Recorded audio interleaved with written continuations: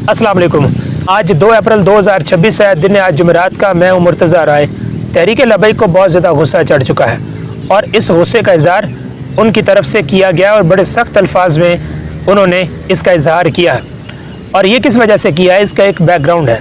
जिस तरह आपने अक्सर सुना कि पार्लियामेंट ऑफ पाकिस्तान, इसके अंदर कौमी असम्बली भी है, सेनेट भी है, पार्लियामेंट ऑफ पाकिस्तान, और इसकी आप अक्सर जो भी कार्रवाई होती है वो आप अक्सर देखते हैं, टीवी पर आप देखते हैं। कौमी असम्बली में जो कार्रवाई होती है, जो बिल पास किए जाते हैं, जो भी डिबेट होती है वो आप सुनते हैं। सेनेट के अंदर जो डिबेट होती है, जो बिल पास किए जाते हैं वो भी आप सुनते हैं। इसी तरह इसको पार्लियामेंट ऑफ पाकिस्तान कहा जाता है। पाकिस्तान का सबसे सुप्रीम इदारा, यानी मदर ऑफ ऑल इंस्टीट्यूशंस, तमाम इदारों की माँ पार्लियामेंट ऑफ पाकिस्तान को कहते हैं। इसका इख्तियार है, कोई भी बिल पास कर सकता है और वो बिल कानून बन जाता है और उस कानून पे फिर अमल दरामद करना होता है। ये एक अलग बात है कि मदर ऑफ़ ऑल इंस्टीट्यूशंस यानी पार्लियामेंट ऑफ पाकिस्तान की आजकल कोई वक़्त नहीं रही। हालांकि इस इदारे का सब इदारों के ऊपर होल्ड होना चाहिए, लेकिन पार्लियामेंट ऑफ पाकिस्तान पाकिस्तान का सबसे सुप्रीम इदारा है। इसी तरह पार्लियामेंट की तर्ज पर इसराइल का एक इदारा है जो उनका पार्लियामेंट है, जिसका नाम है कनेसेट। कनेसेट उसका नाम है और वो इसराइल का सबसे सुप्रीम इदारा है। यानी जिस तरह पाकिस्तान के अंदर कानून साजी पार्लियामेंट में होती है, कौमी असम्बली और सेनेट में, दोनों ईवानों में कानून साजी होती है और वो कानून साजी फिर लागू होती है, फिर वो आइन बनता है। इसी तरह कनेसेट यानी जो इसराइल का पार्लियामेंट है, वहाँ पे एक बिल पास किया गया और वो बिल क्या है कि फ़लस्तीनियों को सज़ाए मौत दी जाएगी। उस हवाले से चंद इन्फॉर्मेशन आपके सामने रख देता हूँ कि जब हमास की तरफ से इसराइल के ऊपर एक धावा बोला गया था और उसके बाद इसराइल ने पूरी की पूरी जंग लॉन्च कर दी और पूरे के पूरे गज़ा को उन्होंने तबाह कर दिया और उसको उन्होंने बंजर और कब्रिस्तान बना दिया। तो जब इसराइल की तरफ से गज़ा के ऊपर अटैक किए जा रहे थे तो उस वक्त हज़ारों की तादाद में जो फ़लस्तीनी हैं उनको उस वक्त इसराइल ने गिरफ़्तार भी कर लिया था। अच्छा, एक तो उस वक्त उन्होंने गिरफ़्तार किए थे लोग हज़ारों की तादाद में, छोटे बच्चे उनमें हैं, ख़वातीन उनमें हैं, मर्द हज़रात की एक बहुत बड़ी तादाद है। उससे पहले भी इसराइल की जो जेलें हैं वो फ़लस्तीनी मासूम लोगों से भरी हुई हैं। यानी उस वाक़े से पहले भी हज़ारों की तादाद में फ़लस्तीनी जो हैं वो इसराइल की जेलों में कैद हैं। अब एक नया कानून ये पास किया गया है कि ये जो फ़लस्तीनी इसराइल की जेलों में कैद हैं, इनको सज़ाए मौत दी जा सकेगी। हज़ारों की तादाद में फ़लस्तीनियों को मौत का बिल कनेसेट ने पास कर लिया। आप देखें कि ये जो इनकी स्पीकर बैठी है किस तरह खुशी का इजहार कर रही है इस बिल के पास होने के बाद। और ये जो इनका मिनिस्टर है, इसको आप बेहतर जानते होंगे, कई बार इसकी वीडियो सामने आई कि ये जाके जेलों के अंदर दिखाता है कि ये जो है फ़लस्तीनी है, उनके हाथ बंधे हुए होते हैं, उन बेचारों को ऊंधे मुँह नीचे लिटाया होता है और फिर ये कहते हैं कि बस इनका एक इलाज रह गया कि इनको अब कत्ल कर दिया जाएगा, इन सबको कत्ल कर दिया जाएगा। ये वो मिनिस्टर है। और इस मिनिस्टर के हवाले से ईरान ने कई बार दावा भी किया कि इसके ऊपर अटैक किया गया और ये कत्ल हो गया, लेकिन ये बच गया। यानी कि अभी नज़र आ रहा है कि ये बच गया और ये कनेसेट की कार्रवाई में मौजूद है।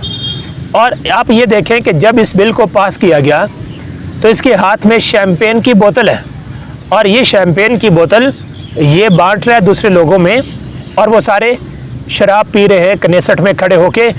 इस बिल को पास करने की खुशी मनाई जा रही है। वैसे इसराइल के अंदर ये कहा जाता है कि अगर वहाँ पे कोई उनके मुखालिफ बात करता है, यानी वहाँ पे कोई अगर ऑपोजिशन है, जिस तरह पाकिस्तान के अंदर सिचुएशन है, तो वहाँ पे ऑपोजिशन की ज़्यादा चलती नहीं है। एक बार एक उनके रुकन ने खड़े होके नेतन्याहू के ख़िलाफ़ बात की थी, तो उस वक्त के जो स्पीकर थे उन्होंने उसको सिक्योरिटी से कहा कि इसको बाहर फेंक दे, तो उन्होंने बाहर फेंक दिया उसको। तो वहाँ पे चलती नहीं है। तो यानी आप देखें कि वन साइडेड कार्रवाई करके एक बिल मंजूर कर लिया गया और अब वहाँ पे फ़लस्तीनियों को सज़ाए मौत दी जाएगी। इसके ऊपर तहरीक लब्बैक ने बहुत सख्त गुस्से का इजहार किया और बाकायदा तौर पे एक लंबी चौड़ी प्रेस रिलीज़ उनकी तरफ से जारी की गई है और इसको जुल्म करार दिया गया है। और उन्होंने एक तो इसको जुल्म करार दिया है, साथ में उम्मत मुस्लिमा की जो बेहिसी है उसके ऊपर उन्होंने बात की है कि वहाँ पे वो इस तरह फ़लस्तीनियों को सज़ाए मौत देते रहेंगे और हम सारे खामोश होकर बैठे रहेंगे और कुछ नहीं कर सकेंगे, हाथ पे हाथ धरे हम बैठे रहेंगे।